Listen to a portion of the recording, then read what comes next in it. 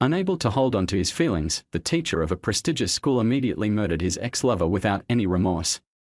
They are a talented couple, both of whom are coaches at the school. They loved each other passionately, making many people admire them. But the beautiful love didn't last long when his lover found out that her boyfriend was having an affair. Not knowing how to apologize, he brutally murdered his lover and ended his life on a cliff.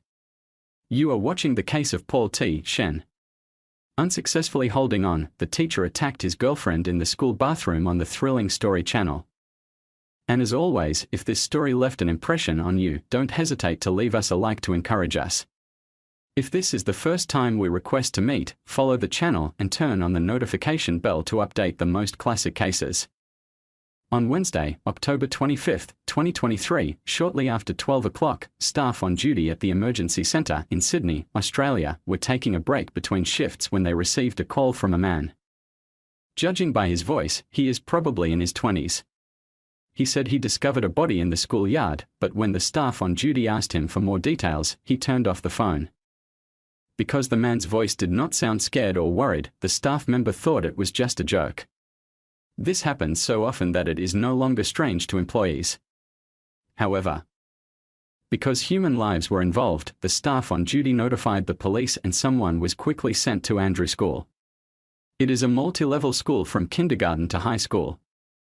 Founded in 1885, located in the heart of the city of Sydney. In the early morning of the 26th, the police arrived at the school. After a few hours of searching, they discovered a woman in her 20s. Lying motionless on the floor of the school gymnasium bathroom. There was a large wound on her forehead and blood stains around it. Her blonde hair was loose, dyed bright red. Upon forensic examination, the woman's time of death was determined to be the evening of the previous day, i.e. October 25th. The cause of death was a blow to the head with a sharp object. She was directly attacked by the killer. The information provided by an anonymous caller the night before was accurate. The police blocked off the gymnasium and the entire school was also temporarily locked down. No one except essential personnel is allowed to enter or leave. The killer might still be at school, so this measure could prevent him from escaping and facilitate the investigation process. The school also informed all parents that the school will be completely closed for the next 2 days, but previously scheduled exams will be held as normal. The police will ensure the safety of the students at school. Meanwhile, the police checked the surveillance video inside and outside the gymnasium and there was a man following her. The two entered the gymnasium together. About an hour later, the man left alone, still holding a tool that looked like a hammer. Because it was dark and the angle of the surveillance camera was not aimed directly at the bathroom, only a faint silhouette of the man was recorded. Based on his appearance, it can be seen that this man is not a student but rather a school employee and is very likely to know the victim. The information provided was that that night most of the students had gone home and only a few school staff members remained. Some teachers on duty at the gymnasium became suspects. The police questioned them. One of them said that he saw a man walking out of the gymnasium bathroom alone at night, but at that time the distance was quite far so he could not clearly see who it was. Because surveillance camera footage showed that the gym employees did not leave the work area, they were excluded from the list of suspects. Based on the testimony of several staff members, the victim's identity was determined to be Lily James, a volleyball coach who worked part-time at the school. Police contacted Lily's family in order to identify her. Following confirmation, police conducted an investigation into Lily's social relationships. Lily is 21 years old and is a talented dancer, actress and athlete. She won a junior swimming competition at the age of 17 and placed second in a competition at a cultural festival in New South Wales. Lily graduated from the University of Technology Sydney with a major in exercise and business. She has excellent skills and knows many friends. In the eyes of her schoolmates, Lily is a well-rounded person because she always performs the assigned work excellently. When she was still a university student, Lily worked as a part-time volleyball coach at St Andrews for 3 years. She has a unique teaching method, combined with her passion and deep knowledge of sports, helping students reach their full potential in competitions. Lily focuses on solidarity and cares about the physical and mental health of each student. This helps students develop the spirit of teamwork and perseverance in each student, thus helping them achieve good results in matches. Lily's peers also value her not only as a friendly colleague but also as an excellent physical trainer. Lily lived with her family in Sydney, and on the day of the incident, she did not come home on time, causing her parents to be very worried. "Since I could not get through, I called the police." Initially, the operator comforted Lily's parents and told them that it was completely normal for adults to stay out overnight. If they are too worried, they can go directly to the police station to report. That night they still went to the police station to report their daughter missing. However, early the next morning they received a phone call from the police informing them that their daughter's body had been found at school. When they saw Lily, her parents could not hold back their tears. Grief filled their hearts, but they still tried to cooperate with the police to investigate, determined to bring the perpetrator to justice. Lily's parents said that about 5 weeks ago, their daughter went on a date with a man named Paul, a colleague from St. Andrew's School. But Lily proposed to break up a few days before the murder. It seems that there was a conflict when they broke up because Lily was very depressed at the time. The police investigated the house of a colleague named Paul, but still failed to find him, and the neighbors did not see him.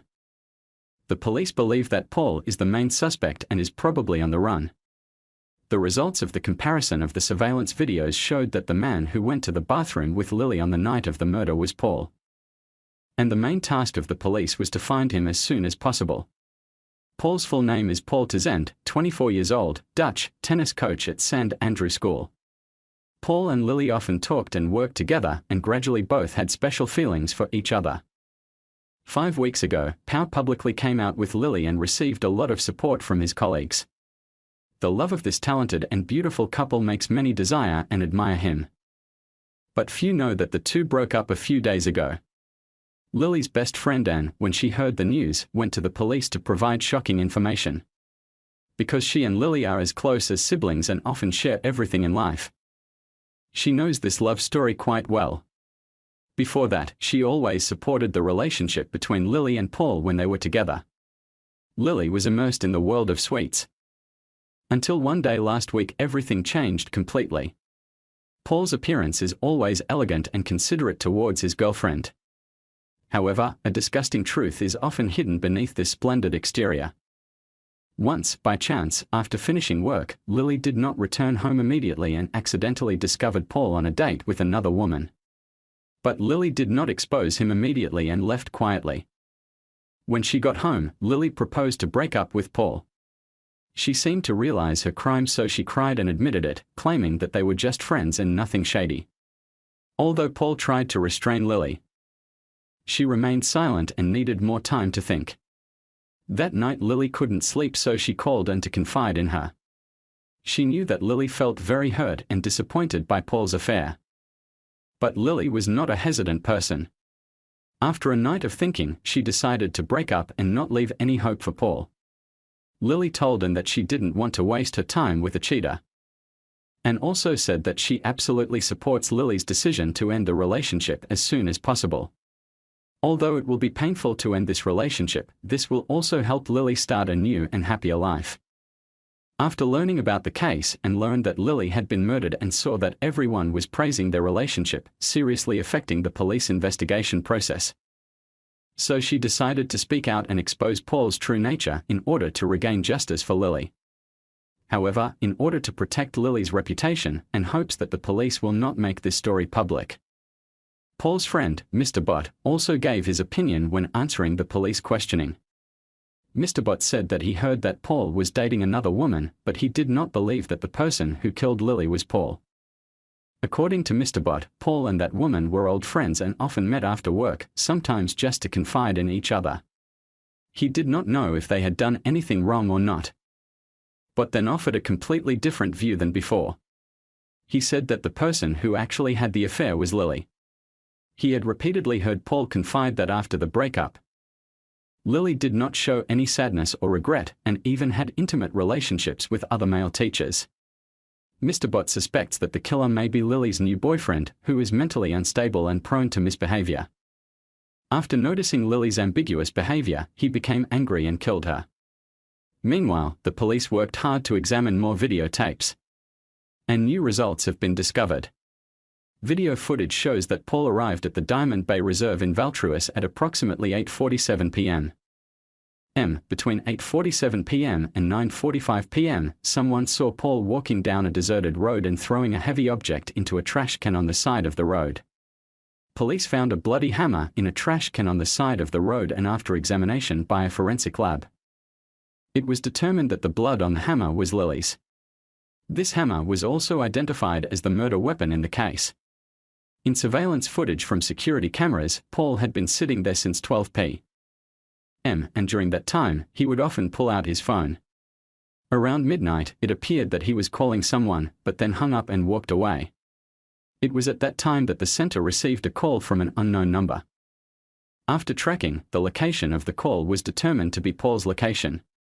From surveillance footage, police relied on the license plate number and found that Paul rented a car from a local car rental company located near his home. It is known that Paul rented a car on the morning of the 25th, and on the way to work, he bought a hammer from a mechanic's shop. Police found a hammer similar to the one sold at the shop in the school's storage room. They assumed that Paul had replaced the hammer in the school's storage room with a new one as a distraction. Since few people use a hammer in the storage room, it is difficult to detect changes. Police believe that this was a meticulously planned murder. Paul prepared weapons in advance and rented a car to make an easy getaway. This time, police had enough evidence and issued a nationwide arrest warrant for Paul.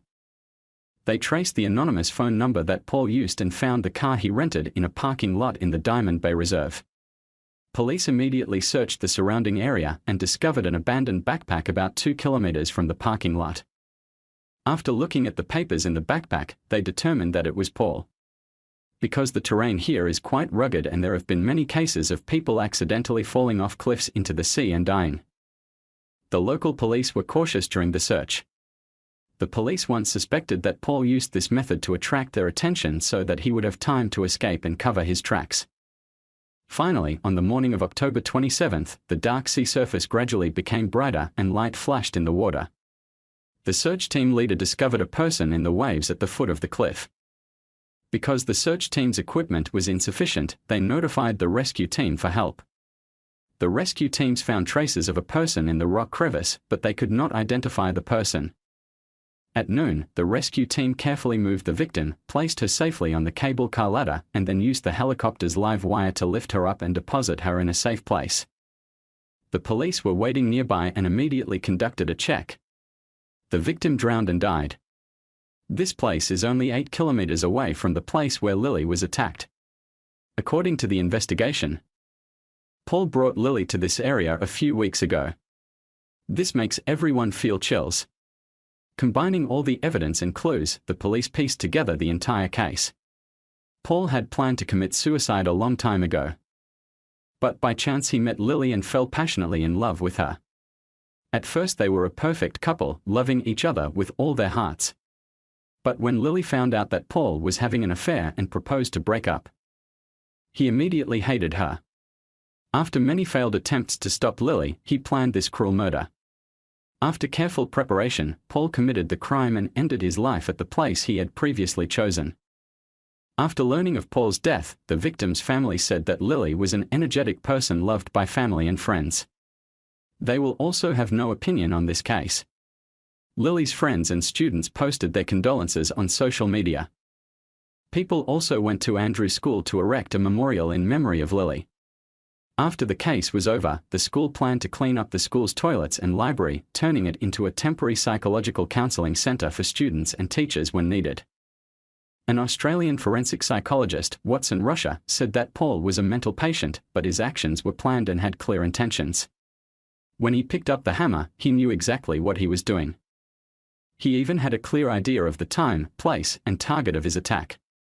Paul is insecure and tends to strongly control his partner when he is in love. Through Lily's case, people should be alert, aware, and end love relationships before it is too late. Lily's funeral was held in November 2023, and St. Andrew also live-streamed the funeral so that everyone could express their condolences and say goodbye to her for the last time. And you, what do you think of this cruel scum? Leave your comments below in the comments section to discuss them together. But before you go, don't forget to like, follow the channel, and turn on the notification bell to get updates on the most classic cases.